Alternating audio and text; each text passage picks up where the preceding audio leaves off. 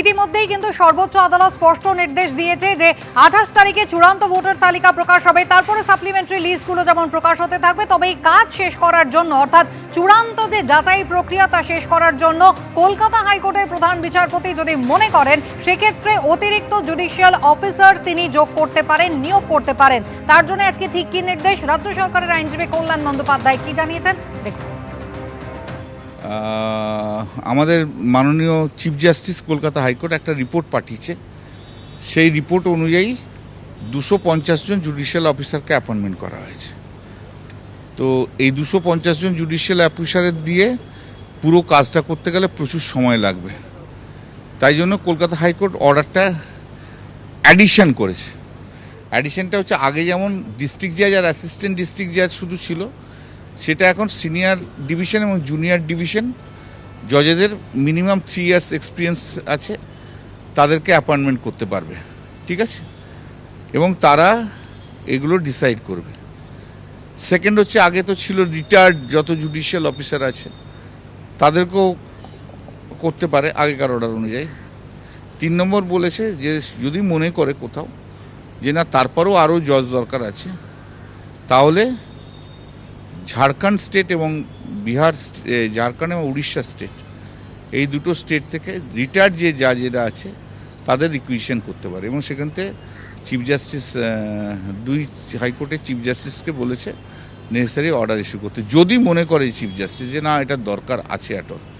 এইগুলো এই এতগুলো জাজ, সিনিয়র জাজ, senior division, junior division, those who are working, তারপরে হচ্ছে রিটায়ার্ড জাজ যারা কলকাতা মানে ওয়েস্ট বেঙ্গলে রয়েছে তাদের সার্ভিস অ্যাড করে তারপর যদি দরকার হয় তার সেটা একটা ডিসক্রিপশন পাওয়ার রয়েছে।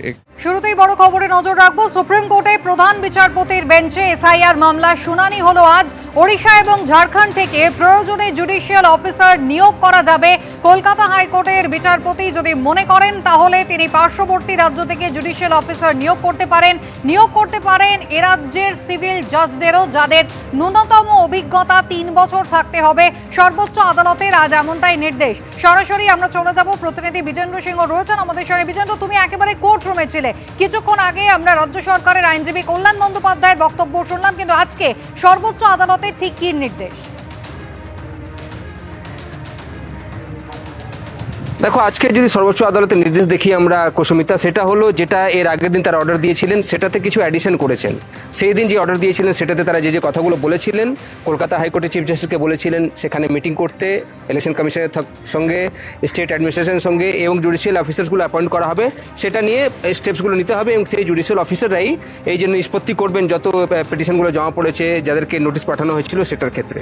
এখন তারপরে কি হয়েছে, ডেট ছিল নেক্সট হিয়ারিংয়ের 10ই মার্চ হিয়ারিং হবে, কিন্তু তার আগে আজকে হিয়ারিং করা হলো। তার কারণ হলো কি, গত 22 তারিখ কলকাতা হাইকোর্টের চিফ জাস্টিস একটা চিঠি পাঠিয়েছেন সুপ্রিম কোর্টের কাছে এবং সেটাতে তিনি স্ট্যাটাস রিপোর্ট জমা দিয়েছেন কি বর্তমান পরিস্থিতি কি।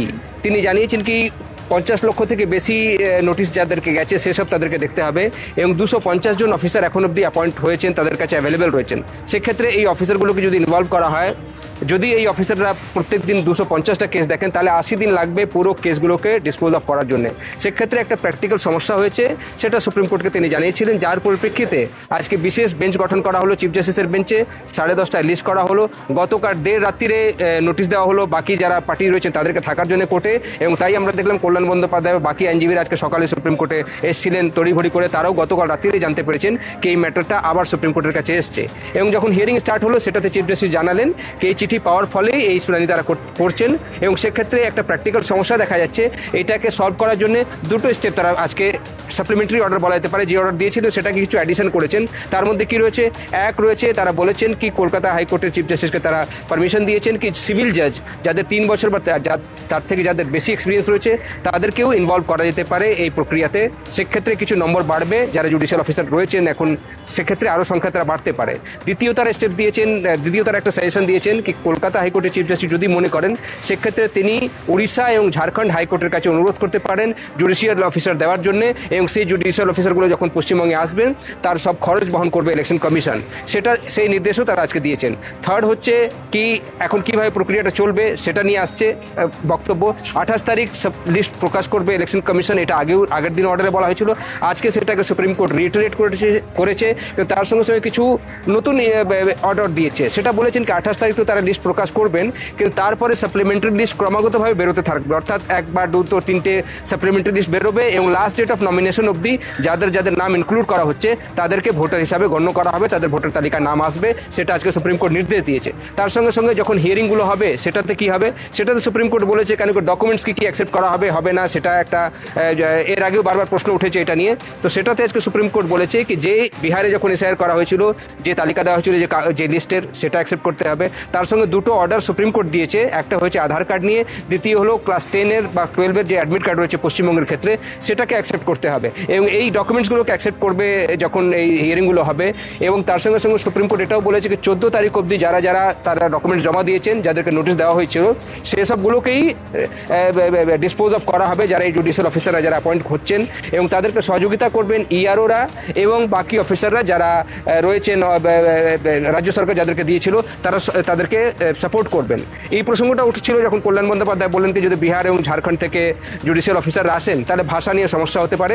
সুপ্রিম কোর্ট খুব একটা গুরুত্ব দেয়নি, যেহেতু আগে থেকেই বলা রয়েছে কি ভাষা নিয়ে সমস্যা হলে রাজ্যের আধিকারিকরা রয়েছেন, ইআরওরা রয়েছেন, পশ্চিমবঙ্গে যারা কর্মরত অফিসাররা রয়েছেন, তারা সেটাকে অ্যাসিস্ট করবেন। তবে এটা সব কিছু নির্ভর করছে কলকাতা হাইকোর্টের চিফ জাস্টিস যখন অনুরোধ করবেন উড়িষ্যা এবং ঝাড়খণ্ডের হাইকোর্টের কাছে, যখন তার অফিসাররা আসবেন তখন এই প্রসেসটা স্টার্ট হবে। কিন্তু আপাতত সুপ্রিম কোর্ট আজকে জানিয়ে দিয়েছে কি 28 তারিখ লিস্ট বেরোচ্ছে, এবং যে প্র্যাকটিক্যাল একটা সমস্যা দেখা গেছিল জুডিশিয়াল অফিসারদের অভাব পশ্চিমবঙ্গে, এবং যদি একজন জুডিশিয়াল অফিসার 250টা রোজ কেস ডিসপোজ অফ করেন, সেক্ষেত্রে 80 দিন লাগবে। এত সংখ্যক পেন্ডিং কেসেসগুলো রয়েছে যাদেরকে লজিক্যাল ডিসক্রিপেন্সি বা আনম্যাপ বলে নোটিশ পাঠানো হয়েছিল, এবং 14 তারিখ অবধি যারা ডকুমেন্ট জমা দিয়েছেন সেই ডকুমেন্টগুলো যাচাই করবেন এই জুডিশিয়াল অফিসাররা। এবং সেক্ষেত্রে পুলটাকে বাড়ানোর জন্য যেহেতু অ্যাভেলেবেল রিসোর্সেস বেশি থাকে, সেটার জন্য সুপ্রিম কোর্ট আজকে এই ইন্টারিম অর্ডার আবার আজকে দিয়েছে। সেটাতে বলা হয়েছে কি সিভিল জাজ যাদের 3 বছর থেকে বেশি এক্সপিরিয়েন্স রয়েছে তাদেরকেও এঙ্গেজ করা যেতে পারে, এবং ঝাড়খণ্ড এবং উড়িষ্যা থেকেও জুডিশিয়াল অফিসারদের জন্য অনুরোধ করতে পারেন কলকাতা হাইকোর্টের চিফ জাস্টিস।